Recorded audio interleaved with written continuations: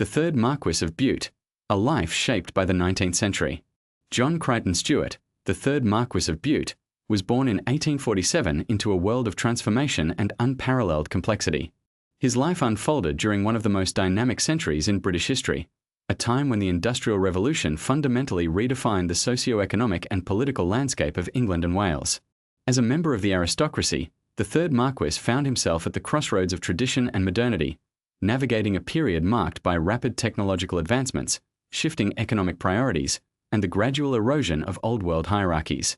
The 19th century's tension between preserving the past and embracing the future shaped the Marquess's life in profound ways, as he sought to balance the grandeur of his family's legacy with the demands of a rapidly evolving modern era. The rise of industrial capitalism in the 19th century was both a blessing and a challenge for aristocratic families like the Butes. While industrial production and mining became central to the British economy, the aristocracy had traditionally drawn its wealth from land. The Third Marquess would inherit this intricate duality, as his family's vast coal and iron investments placed him at the forefront of industrial enterprise. However, these ventures also positioned him as a guardian of the old aristocratic values rooted in land ownership, estate management, and cultural patronage. The 19th century was a time when industrial wealth began to rival and, in some cases, surpass the influence of hereditary estates, and the Marquess would have to navigate these shifting dynamics as he sought to secure his family's place in a new social order. The societal norms of the 19th century further influenced the Marquess's life. The aristocracy, seen as both a relic of the past and a pillar of stability, carried the dual burden of expectation and scrutiny. Figures in the aristocracy were expected to lead by example, maintaining the grandeur of their estates, supporting the arts and sciences, and engaging in public works to preserve their reputation and status. For the Marquess, this meant not only managing the vast Bute estate in South Wales but also leveraging his position to influence national and international affairs. Moreover, the age of empire brought with it a sense of global responsibility, and the Marquess, through his extensive travels and investments, would come to see himself as a participant in the broader British enterprise. In this ever-changing environment, the Third Marquess of Bute represents a fascinating intersection of tradition and progress. His life as a member of the aristocracy in the 19th century was not merely a tale of inherited privilege but one of adaptation, ambition, and vision, as he sought to leave a legacy that reflected both the past and the evolving world around him. Early life and upbringing. The early years of John Crichton-Stuart, the Third Marquess of Bute, were shaped by the grandeur of the Bute estate and the expectations that came with his aristocratic lineage. Born on February 6, 1847, at Caerphilly Castle in Glamorgan, Wales, the Marquess was the only son of John Crichton-Stuart, 2nd Marquess of Bute, and Lady Mary Sophia Hay. From the moment of his birth, his life was intertwined with the responsibilities of his position and the legacy of his distinguished family. The Bute family had long been associated with wealth, influence, and cultural patronage, and young John was expected to embody these values as he matured. His father, the 2nd Marquess, was a prominent figure in British society, known for his vast industrial holdings and his role as one of the most powerful landowners in Wales. Under his father's guidance, the young Marquess was introduced to the intricacies of estate management and the responsibilities that came with privilege. His early education was conducted at home, where he was tutored by a succession of private instructors. These tutors not only provided a rigorous academic foundation but also instilled in him a deep appreciation for the humanities, particularly literature, history, and the visual arts. This early exposure to the arts would remain a constant influence in his life, shaping his later pursuits as a patron of architecture and antiquarian studies. In addition to his formal education, the Marquess's upbringing was marked by frequent visits to the family's various properties, including the imposing Kinloch Castle in Argyll, Scotland. These experiences allowed him to develop an early understanding of the responsibilities that came with land ownership and the role of the aristocracy in shaping the cultural and physical landscape of the British Isles. He spent much of his youth traversing the vast Bute estate and accompanying his father on visits to industrial sites, which introduced him to the growing influence of the Industrial Revolution. His fascination with engineering and design was further nurtured during extended stays in France and Germany, where he was exposed to the architectural achievements and artistic movements of the continent. As a young man, the Marquess exhibited a keen intellect and a voracious curiosity for history and the sciences. These traits, coupled with his privileged upbringing, laid the foundation for life that would seamlessly blend aristocratic tradition with a forward-looking perspective on the evolving world around him. His early years, shaped by the grandeur of inherited wealth, the responsibilities of noble birth, and the opportunities of European education, gave him the tools to become not only an influential figure in British society but also a pivotal player in the historical and industrial transformations of the 19th century. A rich intellectual and cultural education. The third Marquess of Bute received an education that was as extensive as it was eclectic, shaped by his exposure to the finest tutors and institutions of the 19th century. His early studies, conducted in the comfort of the Bute estate, were supplemented by rigorous academic training at Eton College and later at Lincoln College, Oxford. It was at these esteemed institutions that the Marquess developed a deep appreciation for the arts, sciences, and history, fields that would come to define not only his intellectual pursuits but also his long-term contributions to cultural and architectural preservation. Unlike many aristocrats of the time, who often pursued a purely ornamental education, the Marquess immersed himself in scholarly disciplines with genuine passion and dedication. His studies in history and literature were particularly influential, as they instilled in him a profound respect for the past and a desire to preserve its legacy for future generations. One of the most formative experiences of the Marquess's education was his grand tour of Europe, a journey that many privileged young men of the aristocracy undertook to broaden their horizons. However, the Marquess's travels were not mere leisurely excursions. They were deeply intellectual undertakings designed to cultivate his understanding of art, architecture, and historical preservation. He spent considerable time in Italy, where he was captivated by the grandeur of Roman and Renaissance architecture. These visits left a lasting impression on him, reinforcing his belief that the built heritage of the past was not only a reflection of cultural identity but also a resource that needed careful stewardship. In Paris and Florence, he engaged with contemporary scholars and architects, absorbing the latest ideas on historical conservation and the role of private patronage in preserving architectural landmarks. The Marquess's exposure to the works of renowned architects such as Andrea Palladio and Inigo Jones helped shape his own vision for the restoration of British historic buildings, particularly those in his vast Bute estate. In addition to his artistic and architectural interests, the Marquess also developed a strong appreciation for science and engineering, influenced in part by his father's industrial empire.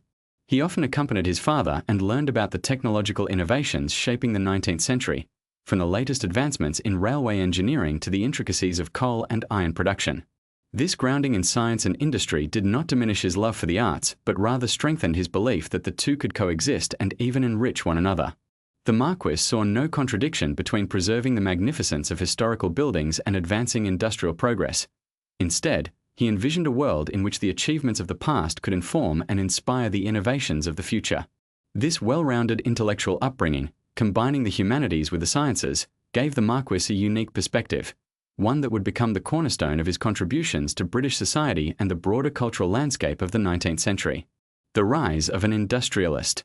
The third Marquess of Bute's ascent as one of the most influential industrialists of the 19th century was inextricably linked to the transformative economic conditions of his time. As a member of a family that had built an empire through coal, iron, and shipping, the Marquess inherited not only the wealth but also the responsibility to expand and modernize his industrial ventures to meet the demands of an evolving economy. The Industrial Revolution, which had gained momentum in the late 18th century and reached its zenith in the 19th, created an unprecedented boom in industries, particularly in metallurgy and transportation. The Marquess recognized that his family's traditional wealth derived from land, such as the vast estates across South Wales and Scotland, was no longer sufficient to maintain the family's societal influence. Instead, he positioned himself at the forefront of industrial enterprise, transforming Bute's industrial company into one of the most powerful and forward-thinking economic forces in Britain. Under the Marquess's leadership, Bute's industrial company expanded its operations, extending its reach from coal and iron production to modern transport infrastructure. By the mid-19th century, the demand for raw materials, especially coal, was surging due to the expansion of industrial production and the rapid development of railway networks. The Marquess capitalized on this by overseeing the modernization of collieries and iron furnaces, incorporating the latest technological advancements in mining techniques and metallurgy. He invested heavily in mechanization, ensuring that his enterprises could compete with the growing number of industrialists vying for a share of the British industrial landscape. His commitment to efficiency and innovation meant that the Bute properties remained at the cutting edge of the industry, producing not only coal but also high-quality iron and steel, essential materials for Britain's expanding railway and infrastructure projects.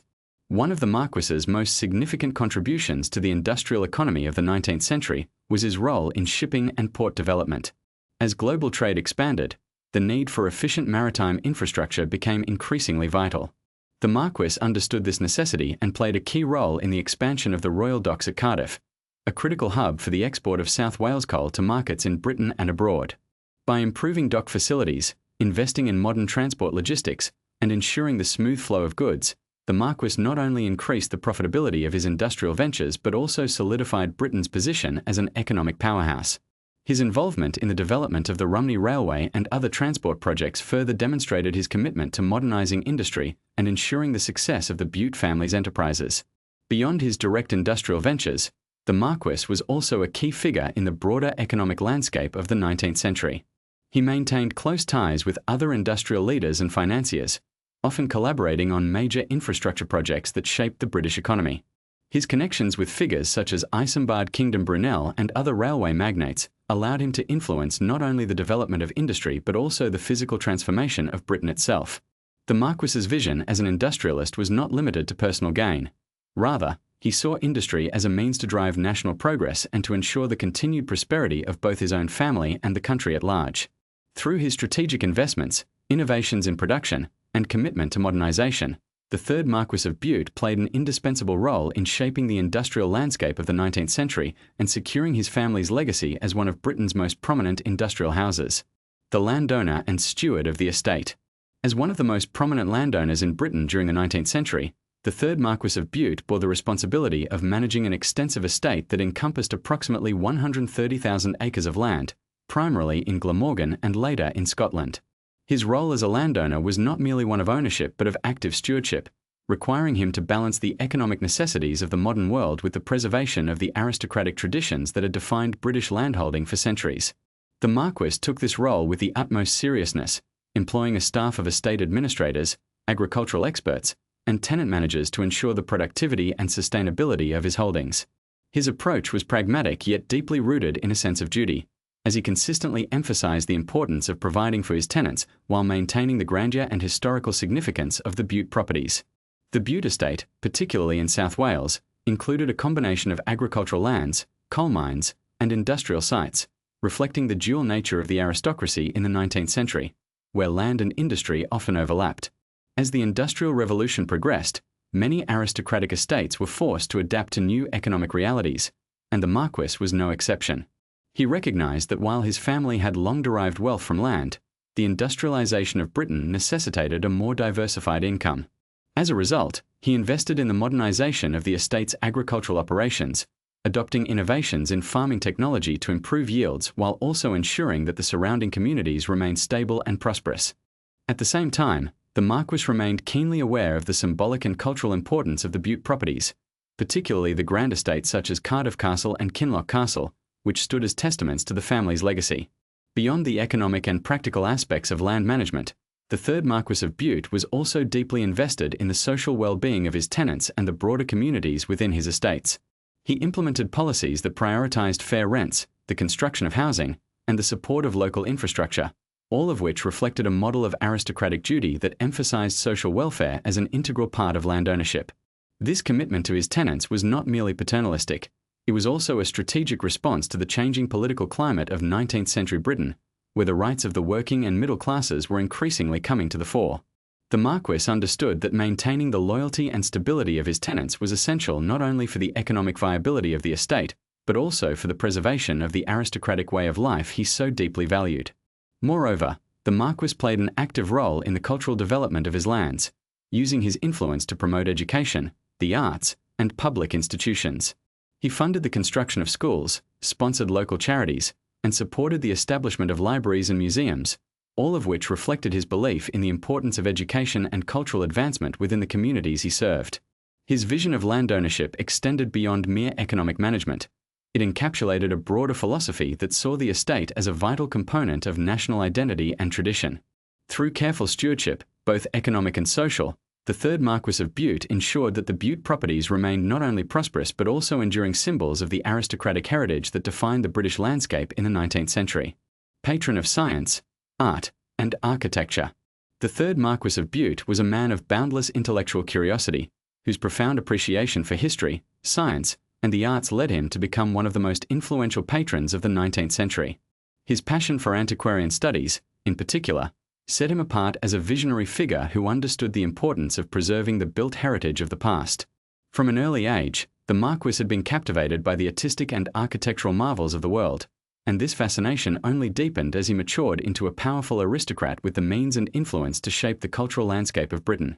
He did not simply collect artifacts or display art for his own amusement. Rather, he dedicated himself to the careful preservation and restoration of historic buildings, often commissioning scholars and architects to study and document architectural masterpieces. One of the most significant aspects of the Marquess's patronage was his belief that the past should not be seen as a relic to be admired from a distance, but as a living entity that could inform and enrich the present. He was deeply invested in historic preservation, and his estate was a testament to this philosophy. The Marquess was particularly fascinated by the medieval and Gothic revival styles, and he took great care in restoring the Bute properties with a reverence for their original architectural character. His most ambitious project in this regard was the transformation of Cardiff Castle, which he saw as an opportunity to showcase the grandeur of the past while making it a functional and inspiring space for the modern era. Under the direction of architects such as Richard Norman Shaw and William Bergs, the castle underwent an extensive renovation, blending medieval aesthetics with the latest innovations in architecture and engineering. This project reflected the Marquess's belief in the coexistence of history and modernity, a theme that would define much of his life's work. Beyond his own estate, the Marquess extended his patronage to various archaeological and academic institutions. He was a generous supporter of the British Museum and the British School at Rome, providing both financial backing and access to the extensive Bute archives, which housed a wealth of historical drawings, manuscripts, and architectural studies. The Marquess's private library, one of the most impressive collections of antiquarian works in Britain, became a hub for scholars and researchers who were often granted access for study. His commitment to preserving architectural and artistic history was inextricably linked to his broader intellectual interests, as he believed that the physical remnants of the past were essential to understanding the evolution of human civilization. In addition to his patronage of the arts, the Marquess was also deeply involved in scientific and engineering advancements of his time. Although he was not a scientist himself, he recognized the importance of supporting those who were at the forefront of technological and academic progress. He maintained close relationships with leading scientists and engineers, including those involved in railway construction, engineering projects, and archaeological discoveries. His investments in industrial infrastructure not only contributed to Britain's economic expansion but also enabled the preservation of historical sites, as he often ensured that industrial development did not come at the expense of cultural heritage. Through his patronage, the Third Marquess of Bute played a crucial role in shaping the intellectual and cultural life of 19th century Britain. His contributions extended far beyond personal enrichment, leaving a lasting impact on the preservation of architecture, the advancement of scientific inquiry, and the promotion of educational institutions. He was not merely a wealthy aristocrat with an appreciation for art and history. He was a visionary who understood that the past and future were inextricably linked, and that the careful stewardship of both was essential to shaping the world's cultural and intellectual legacy. The architectural vision of the Third Marquess of Bute. The Third Marquess of Bute was perhaps most renowned for his extensive and masterful architectural undertakings, with Cardiff Castle standing as the crowning achievement of his vision. More than a personal residence or a symbol of aristocratic prestige, Cardiff Castle was a profound expression of the Marquess's desire to preserve and revitalise Britain's architectural heritage. Unlike many aristocrats who sought to modernise their properties in line with contemporary tastes, the Marquess embraced the Gothic revival style, meticulously restoring the castle to reflect the grandeur and mystique of the medieval era. His approach to architecture was deeply philosophical, believing that the built environment was not only a reflection of the present but also a custodian of the past. In undertaking the transformation of Cardiff Castle, the Marquess was not merely renovating a building. He was weaving together history, art, and imagination to create a space that honoured the past while adapting to the needs of the 19th century. The process of restoring and enhancing Cardiff Castle was long and arduous, spanning over a decade of planning, design, and execution under the direction of the esteemed architect William Bergs. Bergs, a leading figure in the Gothic revival movement, was commissioned in 1867 to lead the architectural transformation of the castle, and under his guidance, the Marquess's vision began to take shape. The castle, which had originally been a Norman fortress, had undergone various modifications over the centuries, but by the mid-19th century, it was in a state of disrepair. The Marquess saw its potential not only as a stately home but as a monument to the medieval past and a testament to the creative possibilities of the Gothic revival. Bergs's work on the castle involved not only structural restoration but also the embellishment of the interior and exterior with intricate stonework, elaborate carvings, and richly ornamented interiors. The result was a breathtaking fusion of historical authenticity and imaginative design, a place where the past and the present coexisted in harmonious splendor. The Marquess's personal tastes played a significant role in shaping the final design of Cardiff Castle. A connoisseur of Gothic architecture, he was deeply influenced by the works of medieval builders and Renaissance artists, and he sought to replicate the grandeur and mystery of the past in every aspect of the castle's restoration. He was heavily involved in the design process, commissioning extensive research on the castle's history and overseeing the selection of materials, furnishings, and even the placement of decorative elements. His fascination with Gothic ornamentation led to the incorporation of elaborate stained glass, geometric stone tracery, and intricate woodwork throughout the castle's interiors. The Great Hall, for example, was designed with a vaulted ceiling and tapestries depicting historical and mythological scenes, creating an atmosphere of grandeur and timelessness. The Marquess also ensured that the castle's design was not merely a static relic of the past, but a functional and aesthetically compelling space for both private residence and public use.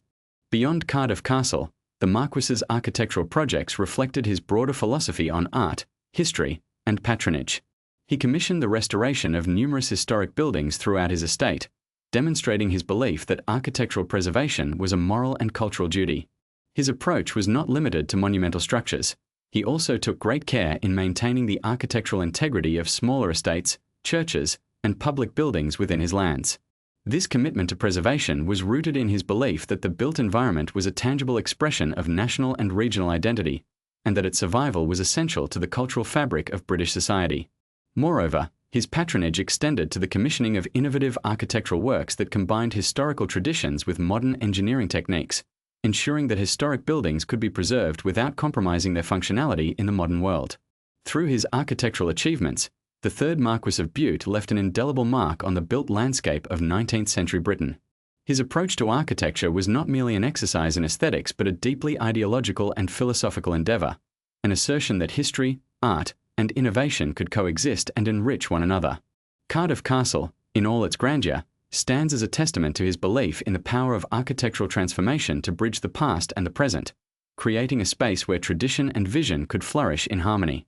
The personal life of the Third Marquess of Bute.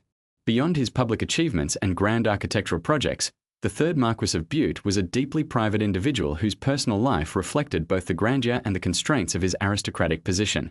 At the heart of his domestic affairs was his marriage to Lady Mary Emily, known as Mary Emily, Lady Bute, the daughter of the Earl of Ellesmere.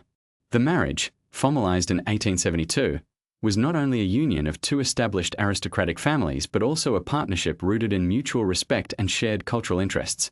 Lady Bute was a well-educated and socially prominent figure in her own right, and she played a significant role in supporting her husband's numerous endeavors, whether in estate management, architectural restoration, or philanthropy. Together, they navigated the responsibilities of aristocratic life with a blend of tradition and modern sensibilities, balancing their roles as public figures with the more intimate aspects of family life. The Marquess and his wife were blessed with a circle of close family ties, particularly with their extended family. The Marquess's relationship with his sister, Lady Sophia, for example, was particularly notable and deeply affectionate. Known for her artistic talents and intellectual curiosity, Lady Sophia provided her brother with both personal companionship and a source of inspiration in his artistic and architectural pursuits. Their correspondence, often filled with discussions about art, history, and the cultural developments of the day, reveals the depth of their bond and their shared appreciation for the arts. Similarly, Lady Bute's own family, the Talbots of Ellesmere, brought a sense of continuity and connection to the Marquess's life, ensuring that his domestic sphere was both emotionally supportive and socially dynamic. The Third Marquess, like many members of the aristocracy, faced the challenges of maintaining a large household while adhering to the expected standards of social engagement. Despite the immense pressures of managing his vast estates and industrial ventures, the Marquess found solace in his family life. He was known to be a devoted father to his children. Though he and Lady Bute did not have many, the Marquess's letters and accounts suggest a warm and affectionate relationship with his daughter, Lady Margaret. The Marquess often attended to her upbringing with care, treating her not only as a member of the family but as a confidant and partner in his various endeavors. The emphasis on familial bonds within the Marquess's life underscores the tension between public ambition and private devotion that characterized the lives of many 19th century aristocrats. The Marquess's household was a reflection of the broader 19th century aristocracy, lavish yet controlled, traditional yet evolving. Under Lady Bute's stewardship, The family home at Cardiff Castle became a hub of both private life and public reception, hosting notable gatherings and cultural events that brought together the intellectual and artistic elite of the time. The Marquess's personal life, while deeply rooted in the demands of his position, was also a space of genuine connection, where family bonds and shared passions for the arts and culture provided a reprieve from the responsibilities of his public persona. The legacy of the Third Marquess of Bute. The influence of the Third Marquess of Bute extended far beyond his lifetime, leaving an indelible mark on 19th century Britain through his contributions to industry, architecture, and cultural preservation. As a leading industrialist, he played a pivotal role in the expansion of British coal and iron production, ensuring that the Bute family remained at the forefront of the Industrial Revolution. His strategic investments in railways, shipping, and infrastructure not only reinforced his own economic power but also contributed to the broader economic development of Wales and Britain as a whole. The Marquess's ability to balance industrial expansion with a reverence for tradition allowed him to serve as a model for other aristocrats who sought to remain relevant in an era of rapid change. This duality, embracing modernity while preserving the past, was a defining aspect of his legacy. Beyond the industrial sphere, the Marquess's contributions to architecture and the arts were equally transformative. Cardiff Castle, his most renowned architectural endeavour, remains a testament to his vision of historical preservation and artistic reinvention. The castle's Gothic revival design not only revitalized a site of historical significance, but also influenced the broader architectural movement in Britain, inspiring other aristocrats and patrons to invest in the restoration of their own estates. The Marquess's commitment to meticulous restoration work, employing skilled craftsmen and utilizing the latest engineering techniques, set a new standard for historic preservation. His belief in the importance of maintaining Britain's architectural heritage ensured that many of his projects, including churches, mansions, and public buildings, would continue to stand as enduring examples of 19th century craftsmanship and aesthetic sensibility. In addition to his physical contributions, the Marquess's patronage of science, education, and historical scholarship helped shape the intellectual landscape of the era. His support for the British Museum, the British School at Rome, and various antiquarian societies provided invaluable resources for scholars and archaeologists, facilitating the study of Britain's past and its broader European connections. His extensive private library and archives, which housed rare books, architectural drawings, and historical manuscripts, became a crucial repository for those interested in the history of Britain and its art. Even after his death, these collections continued to serve as a beacon for scholars, offering insight into the 19th century's most pressing historical, scientific, and cultural debates. Ultimately, the Third Marquess of Bute represents a complex and multifaceted figure, an aristocrat who embraced the modern age while remaining deeply committed to the traditions and values of his time. His life and achievements reflect the broader historical context of the 19th century, where industrial progress, cultural revival, and political transformation converged. Whether as an industrialist, a patron of the arts, or a visionary architect, the Marquess left a legacy that continues to be felt in the architectural and cultural landscape of Britain. The Third Marquess of Bute and the making of 19th century Britain. The Third Marquess of Bute was a figure of extraordinary significance in 19th century Britain, embodying the complexities of aristocratic life during an era of profound transformation. His multifaceted contributions as an industrialist, architect, patron of the arts, and landowner shaped not only the Bute family's legacy but also the broader cultural and economic landscape of the British Isles. Through his vast industrial enterprises, the Marquess helped to fuel the nation's economic expansion, demonstrating how aristocratic wealth could be harnessed to support national progress without entirely relinquishing the traditions that defined their status. At the same time, his commitment to architectural preservation and artistic patronage ensured that the cultural heritage of Britain remained intact in the face of industrialization, a delicate balance that few aristocrats of his time succeeded in maintaining. The Marquess's vision for the future was rooted in his belief that the past and present could coexist without contradiction. He did not merely embrace modernization as a necessity but saw it as an opportunity to enrich and elevate British society. His restoration of Cardiff Castle, the culmination of his architectural ambitions, stands as a testament to his philosophy that history need not be a static relic but a living, evolving presence that informs the present. Through his patronage of the arts, sciences, and historical scholarship, the Marquess ensured that the knowledge and beauty of the past would be preserved and understood, providing a foundation for future generations. His estate, both in Wales and Scotland, became a microcosm of his ideals, where economic progress and cultural stewardship were not at odds but rather interconnected. Beyond the Bute estate, his influence extended into the broader national consciousness. His support of institutions such as the British Museum and the British School at Rome helped foster a greater appreciation for Britain's historical and artistic heritage, encouraging a more scholarly approach to architecture, archaeology, and the preservation of monuments. His relationships with architects, engineers, and scholars ensured that his projects were not merely grand in scale but also intellectually rigorous, blending the best of historical tradition with contemporary innovation. The Marquess's life, marked by an unrelenting pursuit of excellence and a deep respect for history, exemplifies the best of 19th century aristocratic culture, blending privilege with responsibility, vision with pragmatism. In many ways, the Third Marquess of Bute was both a product of his time and a forward-thinking visionary. His ability to navigate the shifting tides of industrialization, cultural change, and aristocratic decline made him a singular figure in the annals of British history. His legacy endures not only in the physical monuments he restored or built, but also in the broader intellectual and cultural movements he influenced. As a bridge between the aristocratic past and the modern era, the Marquess of Bute remains a symbol of what could be achieved when tradition and progress, heritage and innovation were harmonized with purpose and passion.